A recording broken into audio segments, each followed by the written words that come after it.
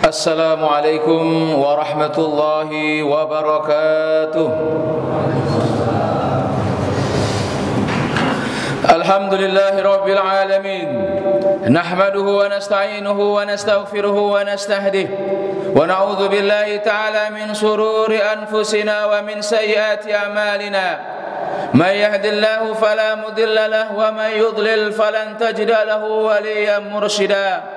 أشهد أن لا إله إلا الله وحده لا شريك له له الملك وله الحمد وهو على كل شيء قدير الذي خلق الموت والحياة ليبلوكم أيكم أحسن عملا وأشهد أن محمدا عبده ورسوله صلاة دائمين متلازمين على حبيبنا وقدواتنا مصطفى محمد صلى الله عليه وسلم الذي أدى الأمانة وبلغ الرسالة ونصحها للأمة وجاهد في الله حق جهاده.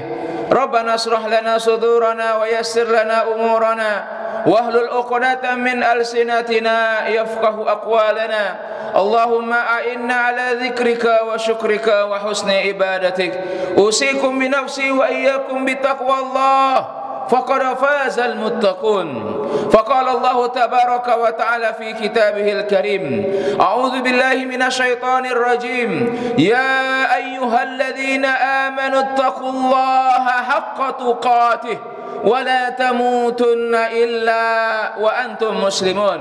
وقال أيضا في سورة أخرى يا أيها الناس اتقوا ربكم الذي خلقكم من نفس واحدة وخلق منها زوجها وبث منهما رجالا كثيرا ونساء واتقوا الله الذي تساءلون به والأرحام إن الله كان عليكم رقيبا. وقال رسول الله صلى الله عليه وسلم في حديثه الشريف اتق الله حيثما كنت وأتبع السيئة الحسنة تمحها وخالق الناس بخلق حسن. صدق الله العظيم وصدق رسول الكريم ونحن على ذلك من الشاهدين والشاكرين. أما بعد kaum muslimin sidang jamaah Jumat yang Allah muliakan, alhamdulillah bersyukur kita kepada Allah Subhanahu wa taala atas segala nikmat karunia yang Allah Subhanahu wa taala anugerahkan kepada kita. Berkat nikmat iman, nikmat kesempatan, nikmat kesehatanlah kita bisa melangkahkan kaki kita, mengayunkan tangan kita menuju rumah Allah Subhanahu wa taala. Tidak lain tidak bukan untuk menjalankan misi dan misi daripada penciptaan kita di dunia ini, untuk beribadah dan taat kepada Allah Subhanahu wa taala. Semoga nikmat yang Allah berikan ini bisa kita teruskan dalam kehidupan kita sehari-hari. Semoga nikmat yang Allah berikan kepada kita bisa kita gunakan untuk kita lebih taat lagi kepada Allah Subhanahu wa taala sebagai bentuk wujud syukur kita atas segala nikmat yang Allah berikan kepada kita. Selawat beserta salam buat junjungan kita baginda Rasulullah sallallahu alaihi wasallam dengan mengucapkan Allahumma salli ala Muhammad wa ala ali Muhammad. Assalamu alayka ya Rasulullah, assalamu alayka ya Habiballah, assalamu alayka ya Safwatallah. Kaum muslimin sidang jamaah Jumat yang Allah muliakan, di sini khatib tidak lupa menyampaikan pesan Allah Subhanahu wa taala dan juga pesan baginda Rasulullah sallallahu alaihi wasallam untuk kita senantiasa meningkatkan iman dan takwa kita kepada Allah. Karena iman dan takwa inilah kita akan dibedakan di hadapan Allah. Inna akramakum indallahi atqakum. Sesungguhnya orang yang paling mulia di hadapan Allah Subhanahu wa taala di antara kalian adalah orang yang paling bertakwa kepada Allah. Dan juga Allah Subhanahu wa taala berpesan kepada kita di dalam kita meraungi kehidupan kita di dunia yang fana ini. Allah berpesan kepada kita, "Wa tazawwadu fa inna khairaz zadi taqwa." Berbekalah kalian kata Allah, sebab sebaik-baik bekal adalah ketakwaan kepada Allah Subhanahu wa taala. Takwa dalam arti imtisalu awamirillah wajtinabu nawahillah, melaksanakan segala perintah-perintah Allah dan menjauhi segala larangan-larangan Allah Subhanahu wa taala. Kaum muslimin sedang jamaah Jumat yang Allah muliakan, kita sekarang sudah memasuki tahun baru Islam, tahun Hijriah 1445 Hijriah. Ini merupakan sesuatu yang sangat luar biasa Dan ini merupakan momentum yang luar biasa yang terjadi pada diri dan umat Islam keseluruhan di dunia ini. Apa momentum yang sangat luar biasa? Disinilah ketika Rasulullah sallallahu alaihi wasallam melakukan hijrah ke kota Madinah. Disitulah Rasulullah sallallahu alaihi wasallam melakukan perubahan-perubahan yang luar biasa. Tetapi kalau kita melihat sejarah sebelum Rasulullah sallallahu alaihi wasallam hijrah ke kota Madinah, di situ Rasulullah sallallahu alaihi wasallam menerima wahyu.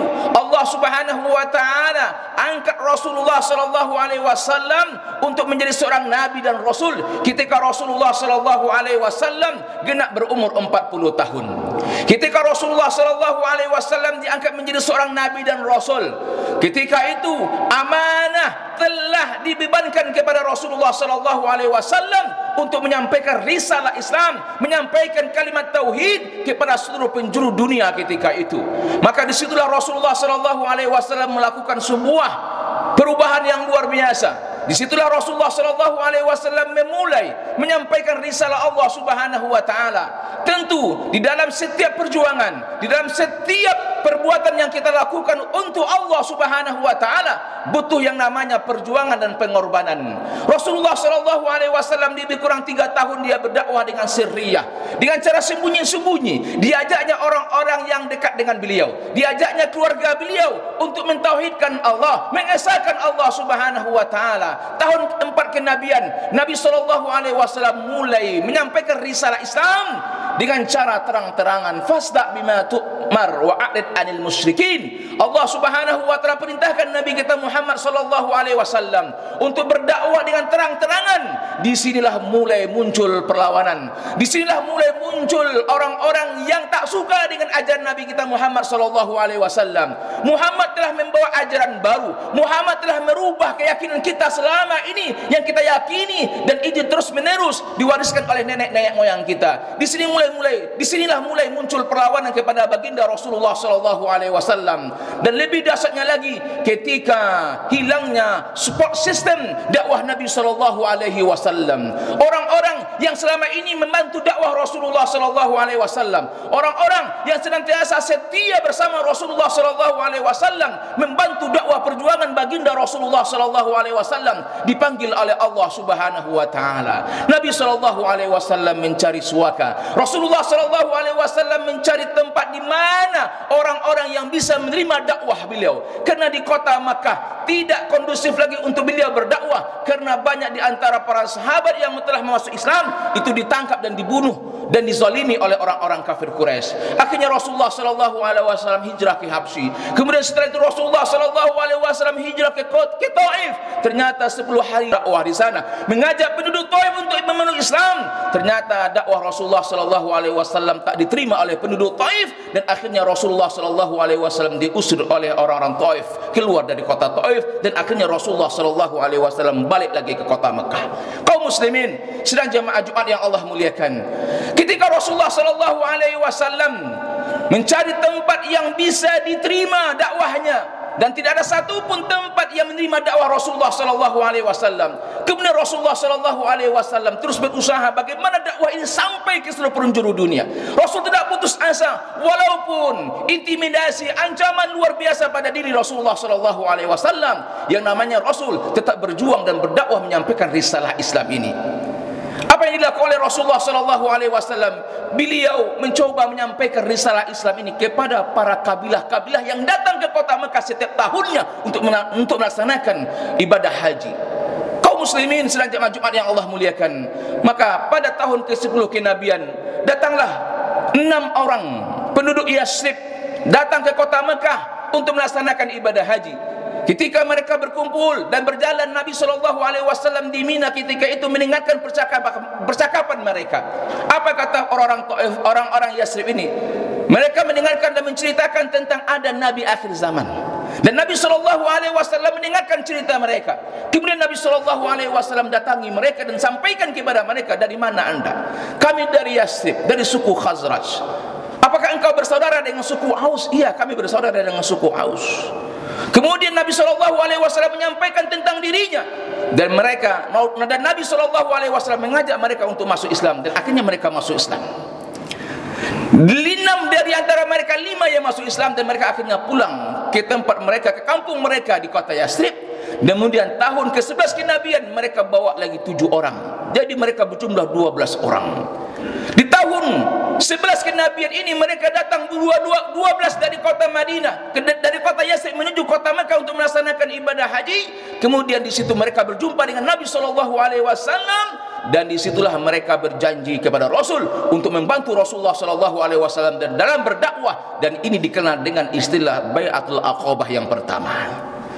Kaum muslimin sedang jemaah Jumat yang Allah muliakan, lihat Nabi SAW, walaupun dia seorang nabi dan rasul, walaupun Allah Subhanahu wa taala akan membantu nabinya, tetapi yang namanya support dakwah, orang-orang yang akan selalu membantu dakwah itu harus ada.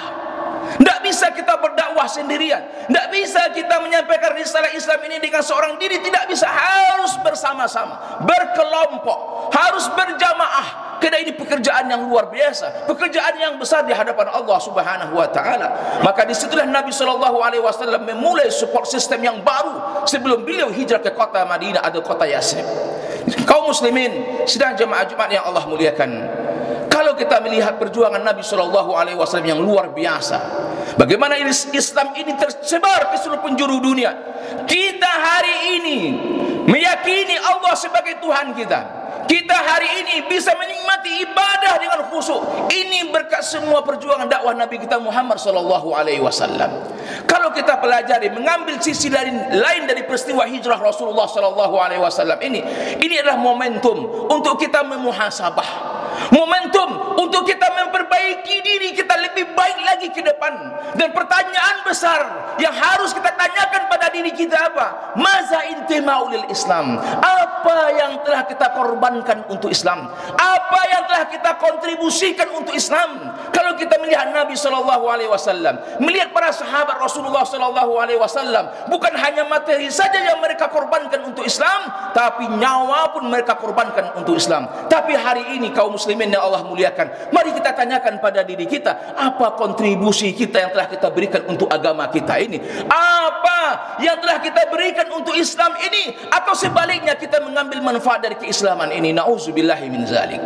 Kaum muslimin sedang jemaah Jumat yang Allah muliakan, minimal kita berkontribusi untuk agama kita ini, kita meninggalkan hal-hal yang diharamkan oleh Allah Subhanahu wa taala. Hijrah bermakna secara bahasa intikal, pindah kita dari tempat yang jelek, pindah kita dari kebiasaan yang tidak baik menuju kebiasaan yang baik, menuju tempat-tempat yang baik. Mungkin selama ini kita ke diskotik, tinggalkan itu dan kita pergi melangkah menuju masjid rumah Allah Subhanahu wa taala.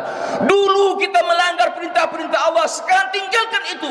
Sekarang kita melangkah menuju melaksanakan segala perintah-perintah Allah Subhanahu wa taala. Ini sisi lain daripada peringatan ya tahun baru Islam, bagaimana ke depan kita lebih baik lagi. Dan inilah pesan Allah Subhanahu wa taala kepada kita, ya ayyuhalladzina amanu taqullaha wal tanzur nafsum ma qaddamat lighad wattaqullaha innallaha khabirum bima ta'malun. Hai orang-orang yang bertakwa, beriman, bertakwalah engkau kepada Allah, wal tanzur nafsum ma qaddamat lighad. Lihat dirimu, lihat jiwamu, lihat diri engkau, apa yang telah engkau persiapkan menuju Allah Subhanahu wa taala, dan takutlah kepada Allah, sesungguhnya Allah Maha mengetahui apa yang kalian kerjakan. Rasulullah sallallahu alaihi wasallam bersabda dalam sebuah hadisnya, al-kaisu man dana nafsahu wa amila lima ba'dal maut wal ajizu man ittaba nafsahu hawahu wa tamanna 'ala Allahi 'alal amani.